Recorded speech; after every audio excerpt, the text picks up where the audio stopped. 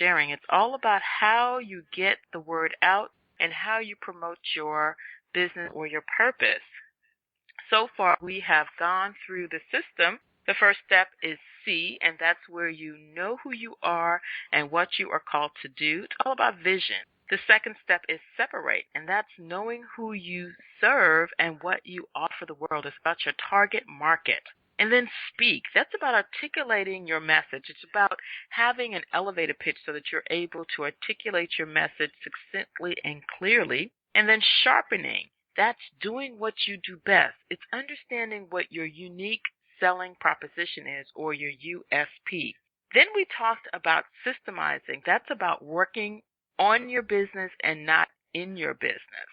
So I am going to be talking about sharing. That is getting the word out about your business, basically promoting, and then we'll finish the 7 steps with strengthening, and that's how you develop your team and get leverage. We're going to be talking about using promotional materials, publicity, networking, online marketing, advertising, referrals, and some other things that you can do to market your business.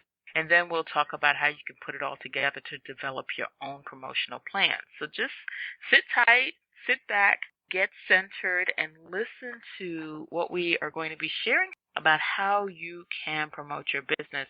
Now, one of the things that I want to say before we go ahead and get started is that as with every one of the sessions that we've done so far, you have a client workbook. You'll be able to get all of this content directly from the website. One of the things that I want to share with you about marketing your business is that there are a whole host of things that you can actually do to market and promote and advertise and get the word out there about your business.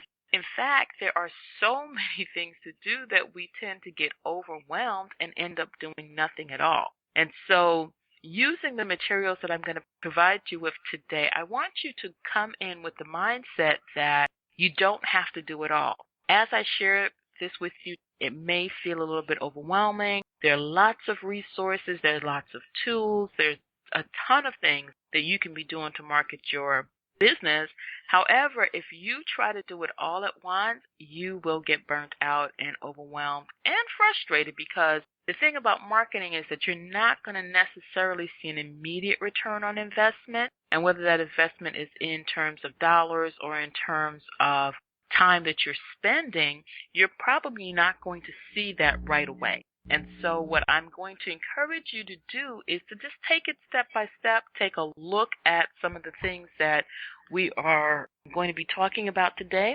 And if they resonate with you, go try them. Sign up for some of these websites that we're going to be talking about and see if it makes any impact on your business. So I'm not suggesting that you just go do everything here. What I'm suggesting is that you use it as a menu and you look at it and you try to figure out what you want to focus on out of all of the things that I'm going to be sharing with you today. So let's talk a little bit about business cards. Obviously, as you are starting a business or if you're already in an established business, one of the main things that most people do is create a business card. Now, a business card is an essential promotional tool because it really enables you to leave behind something with your potential customers so that they can get in contact with you.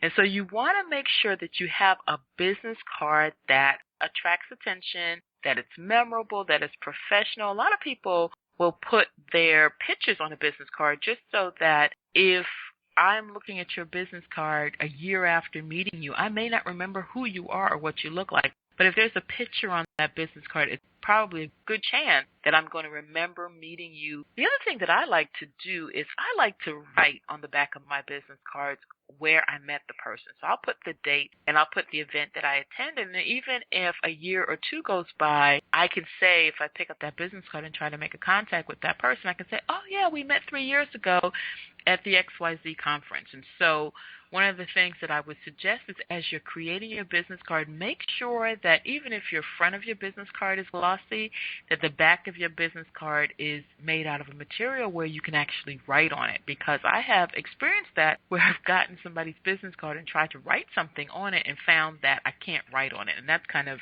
difficult for me to do my follow-up as I typically like to do. The other thing that you want to make sure that you have is your company stationery. Let me just stop there for a second and go back to this concept of branding. You want all of your corporate materials to kind of work together, to have the same look and feel. If you have a color for your company, you want to make sure that everything that you're doing looks and feels the same. I want my website and my business cards and my newsletters and everything that I produce to kind of have that same feeling. So you might want to repeat your logos. You might want to repeat your color coordination and that sort of thing. The other thing that we use when we're talking about promoting our businesses is our websites. And you want to make sure that you have a website that is in alignment with your business goals. So, for example, one of the biggest things that I've noticed lately with websites is that everybody has opt-in boxes. And the reason why we want to have something like an opt-in box or a squeeze page or something like that is because we want people to be able to come to our site and leave their contact information. That's the only way we're going to know that they ever visited us, and it gives us an opportunity to go back and market to them. So if someone comes to my website and they go to the right side of my website, they're able to download a free audio, and for that, they leave their name and email address, and then I'm able to add them to my database, and then they'll get my weekly newsletter. So that is something that we really want to make sure that we're able to do. And then you want to think about what pages do you really want to have on your website? Which ones are important? Do you want to have an about page? Do you want to have information for the media? Those kinds of things. And so you make that determination about what you would like to include in your website. Another really good tool that I often see on websites, although they can be done offline as well through snail mail, are sales letters. And sales letters are an actually really good resource because they allow you to announce your products and services to potential customers as well as existing customers. And it gives you an opportunity to really tell your story. And so you have an opportunity when you're writing that sales letter to really think about your client, your target audience, your ideal customer, and actually build your sales letter to that individual. One of the things that I really suggest that you do with the sales letter is write it as if you're writing it to one person and not to an audience, so that when I read your sales letter, I actually feel like you are talking to me. I actually feel like you know my pain, you know my issues, you know my problems, and then your product or service is going to solve those problems for me. Another marketing tool that you might want to consider using are postcards. And the reason postcards are really good marketing tools is because they really have become somewhat inexpensive. A lot of these online printing companies will produce a very professional-looking postcard that you can then use for several things. If you want to mail it out to your clients, obviously you can send it through the mail. That's still fairly expensive considering that you have to deal with mail costs or cost of stamps and postage. So that's still a little cost associated with that. But if you get postcards and you decide to use them for things like display advertising, if you wanted to put them in racks in a store, or you might want to use them to put them in product inserts, or maybe you're going to a trade show or a meeting, you can hand out your postcards pretty much the way that you would hand out business cards. Now, the benefit of having a postcard is that you have more real estate where you're going to be able to tell your story a little bit better. So if you get these beautiful graphics and you have a great slogan and you have an offer, then you will be able to communicate that in a very attractive tool. One of the things that I highly recommend with the postcards as well as with all of your promotional materials is that you have a call to action. Always get them to go back to your website and do something. You have to tell people when you're marketing exactly what actions you want to take. If you give them a beautiful document or you tell them a great story, but then you don't tell them what you want to do next, then they won't do anything. So you almost have to spoon feed them and tell them, okay, now you've heard what I've had to say.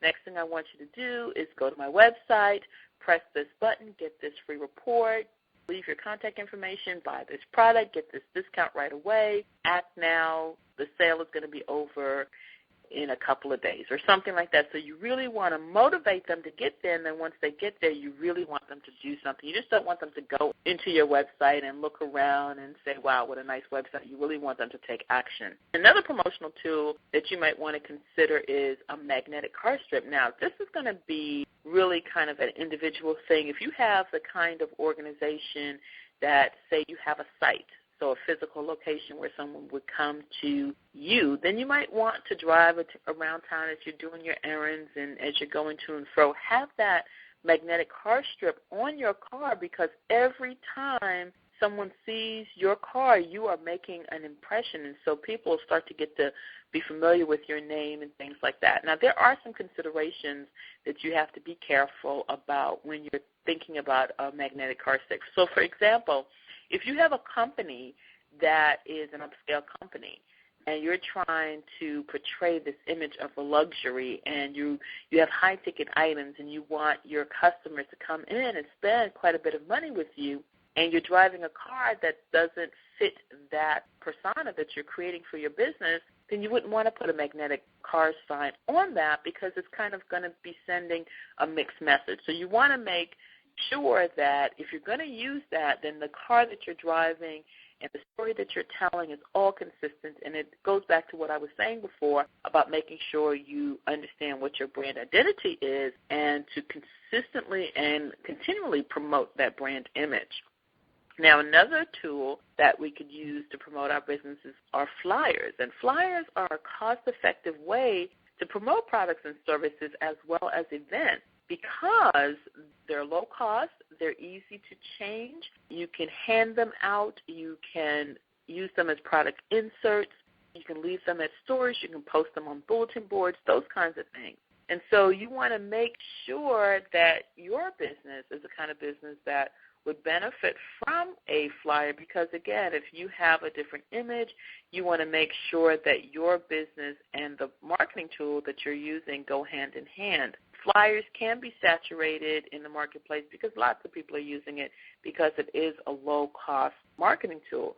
So just make sure that your flyer is going to do what you want it to do. It should grab people's attention as soon as they get it. If you're a more upscale company, you want to make sure that the paper that you're using is heavier so that it will tell that consistent message that I've been talking about. And if you're not really creative and if you're really not good at designing a flyer, you have a couple of choices. You can hire someone to do it for you, or you can go ahead and use a template. And most of these templates are so intuitive now that all you really need is the content, and then you just play around with the graphics and get what it is that you want your flyer to look like.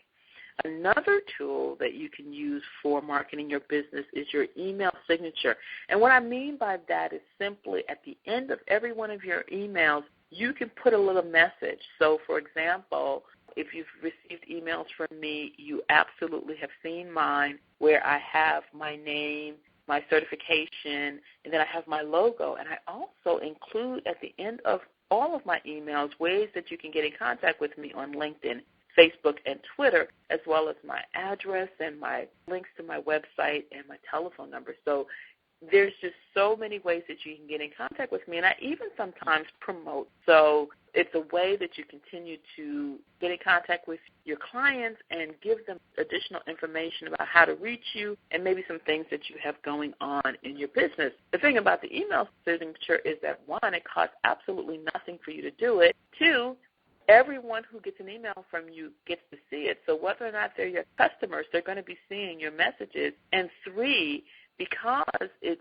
your email signature, all you need to do is go into the tools and services on your email account, and you can change that anytime that you want.